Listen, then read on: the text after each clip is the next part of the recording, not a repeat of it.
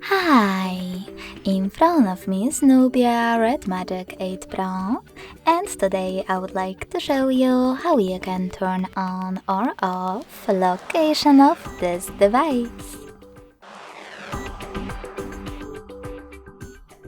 You need to begin by going into Tab menu and looking for Location shortcut. When you find it, click on it.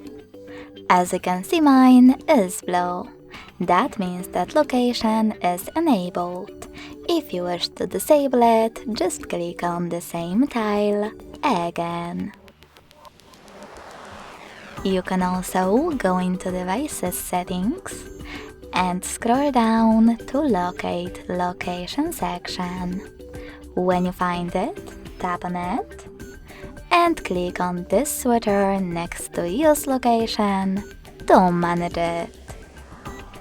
Thanks so much for watching. If you enjoyed this video, don't forget to leave a like, comment and subscribe. Bye!